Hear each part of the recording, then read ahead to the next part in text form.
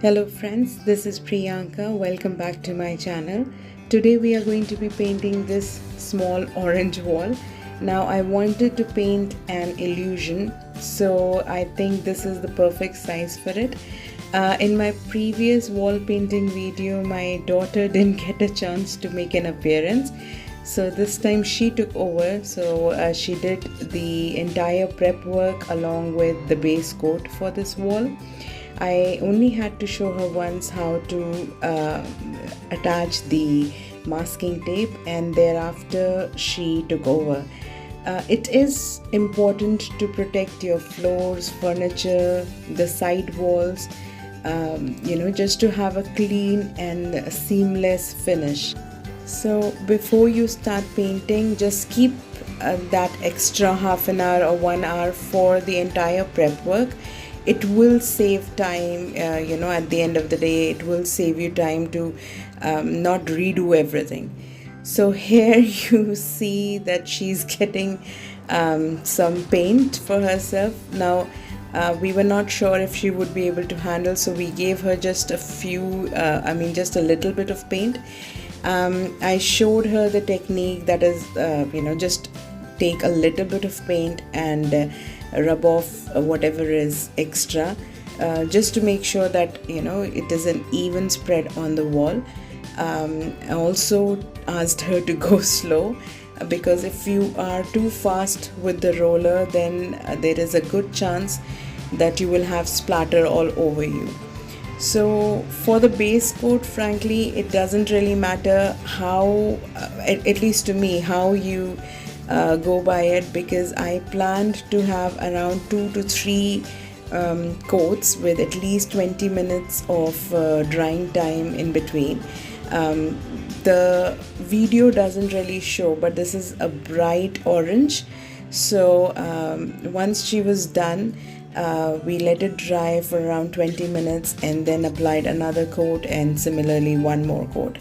So altogether 3 coats, yes, and then I got a bright white wall, and thereafter did I start doing drawing the illusion. So once she was done, I just ended up covering the edges. So I just took a medium sized brush and just covered the edges. I wanted it to be very seamless and a crisp finish. So as you see at the bottom right, this is the illusion that I planned to draw. Now if you can go ahead with the paint directly, but I personally won't recommend it. I mean, it is easy to lose track what you are painting when you are this close to the wall. So I ended up first drawing with a pencil. Keep an eraser with you, because I was very confident that in case I go wrong anywhere, I can just go ahead and put another white coat on it and maybe decide on a different pattern. So I wasn't that stressed out. Also, one thing that you may notice in this video is that I am holding the pencil from the far end. Now, it is difficult to draw a full circle, holding with a tight grip. So by loosening my grip, just holding it from the far end, I found it to be easier, to make the curves. So yes, so you try, please take rest in between, you will tire your hand out. And also, this is not exactly a circle, so I just wanted that twisted turn you see at the center. So it's like the further the circle goes, it's gonna expand a bit. So I kept drawing and I kept erasing. You can use a chalk or any other medium, or if you feel confident, please do go ahead and start with the paint. Why not? Once I was done and I was happy with my drawing, I did erase a bit, so I did wipe my wall again. because I do not want all the eraser shavings to mess up my paint. And with a clean wall, I started painting. Also, one thing to note is, don't worry too much about being in lines. I did not have a template of hand. It would make your life so much easier. But so I did draw. So I was pretty much lenient, like, okay, wherever my brush would take me, I'll just go with the flow. And at the end, I would finish the creases with a paintbrush perhaps. At this point, my main concern was that by mistake, if I would overlap any of the circles. So, then I would have to restart everything again, or at least that particular curve, I would have to redo it wide and wait for the paint to dry out. So I didn't really want that, so I did it slowly, and I took my time. I was sure what which curve I was painting. You may want to number them if that's that makes you more confident. So I just ended up painting all the curves first, and to tell you the truth, I was kind of feeling like I made a mistake because I was too near to the wall. So please do take a break.